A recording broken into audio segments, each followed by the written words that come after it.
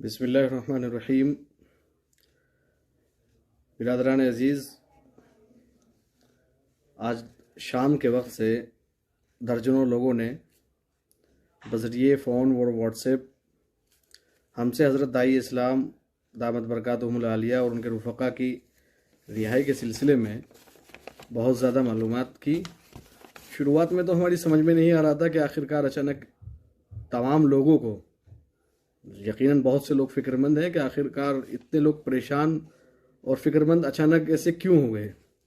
लेकिन जब इसकी तह में हम पहुँचे तो पता लगा कि किसी एक सहाफ़ी यूट्यूबर साहब ने कोई वीडियो बनाकर ऑडियो क्लिप की शक्ल में उसको जारी किया है। उसमें उन्होंने बहुत सारे दावे किए हैं, जिनकी तह में जब जाके हम देखेंगे तो वो तमाम के तमाम दावे जो उनकी तरफ से किए जा रहे हैं वो तमाम गैर मुस्तनद और बेबुनियाद हैं। दफ़ात पर मुश्तमिल कौन सी रिपोर्ट मिल गई है कि अदालत की क्या कार्रवाई चल रही है। अदालत की कार्रवाई जो कुछ चलती है वह कॉन्फिडेंशियल मैटर होता है। अदालत की कार्रवाई का अदालत के अंदर चलना और उसकी कार्रवाई को रिकॉर्ड रखना वो अदालत की जिम्मेदारी होती है। वो किसी वकील या पैरोकार के ज़िम्मे नहीं कि वो उसको ओपन करे या वो उसको वायरल करे। दूसरी बात, पैरवी की जहाँ तक बात है वो ये है कि केस की नोयत बहुत मुख्तलिफ है। ये आम केस नहीं है। हज़रत दाई इस्लाम दामत बरकातुहुमुल आलिया को जिन सेक्शंस के तहत गिरफ्तारी की गई है वो बहुत नाजुक है। 121 और 123 उन पर लगा है। तो ये मान लीजिए कि 90 दिनों के अंदर तो चार्जशीट आई, गिरफ्तारी के 90 दिनों के बाद तक चार्जशीट आई। उन दिनों में हम कुछ नहीं कर सकते थे। तमाम वकला के और माहिरीन कानून की यही राय थी और यही हुक्म था कि इन 90 दिनों में हम चार्जशीट भी यानी कोई कार्रवाई नहीं कर सकते। दूसरी बात, शुरुआत की 90 दिनों के इस तरह से गुजर गए। 90 दिनों के बाद हमने बेल फाइल की। पहले दिन से मालूम था कि सेशन कोर्ट में बेल खारिज हो जाएगी, लेकिन फिर भी कोशिश की गई। लखनऊ के एक माहिर वकील और बहुत सीनियर एडवोकेट आली जनाब मोहम्मद आमिर नकवी साहब ने बहस की।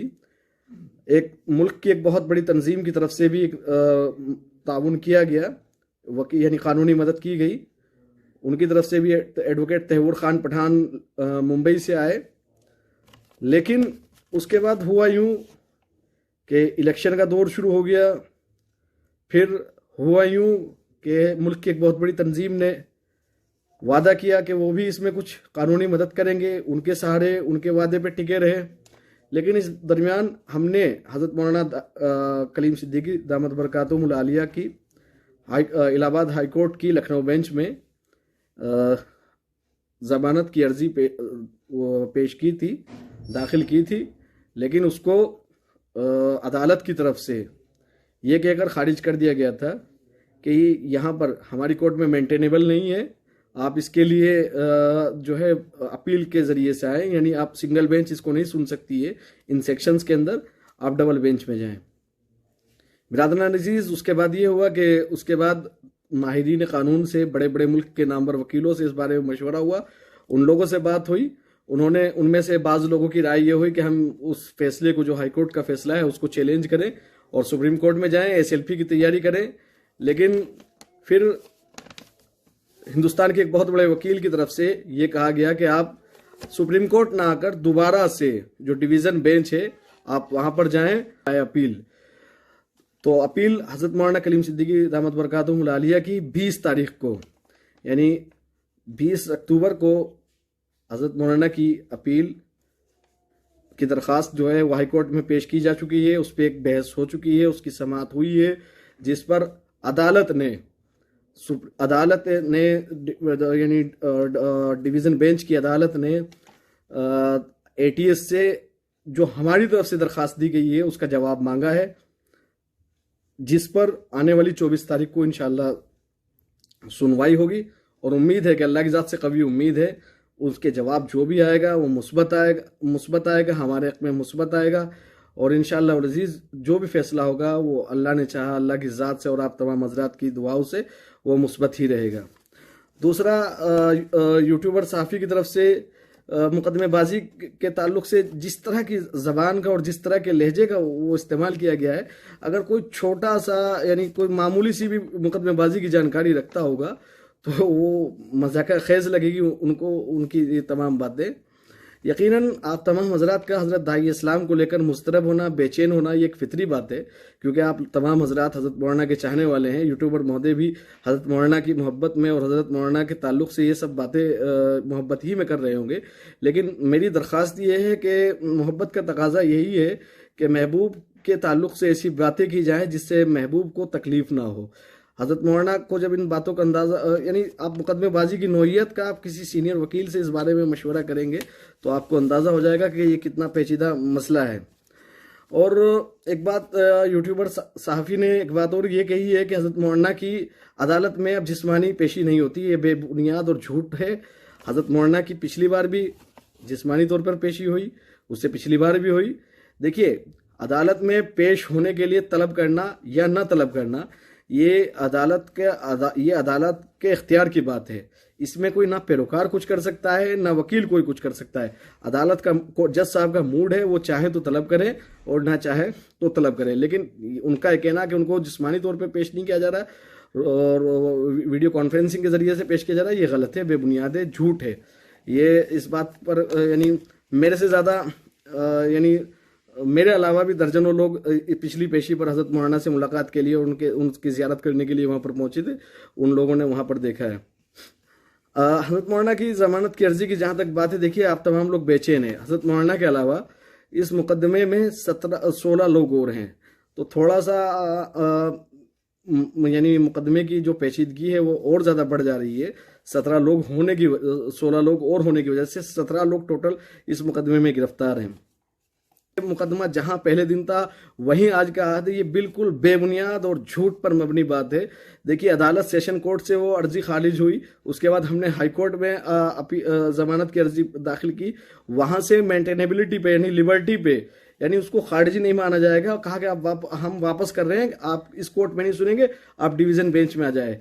वहां पर हुआ और अब हजरत मौलाना की पिछली 20 तारीख को अदालत में लिए मंजूर हो चुकी है और इंशाल्लाह अगली तारीख 24 लगी है। इंशाल्लाह उस दिन कुछ मुस्बत नताइज आने की इंशाल्लाह उम्मीद है।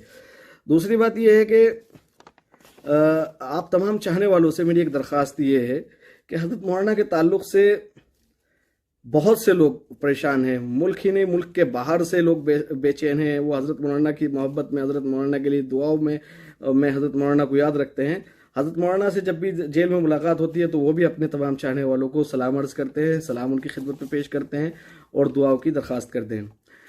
दूसरी बात यह है कि हज़रत मौलाना से पहले जो उनके ड्राइवर हैं सलीम भाई, मोहम्मद सलीम साहब की हमने इलाहाबाद हाई कोर्ट की लखनऊ बेंच में वहाँ पर उनकी भी ज़मानत की अर्जी अपील डिवीज़न बेंच में दाखिल कर रखी है।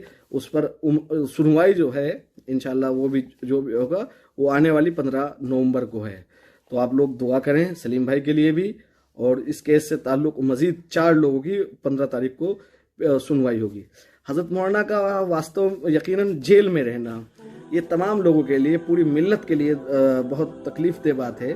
और हज़रत मौलाना से जो मोहब्बत और जो ताल्लुक़ तमाम लोगों को है वो अल्फाजों में बयान नहीं किया जा सकता। हज़रत मौलाना की मोहब्बत, हज़रत मौलाना का ताल्लुक़, वो तमाम लोग आप लोग यकीनन बेचैन हो गए हैं।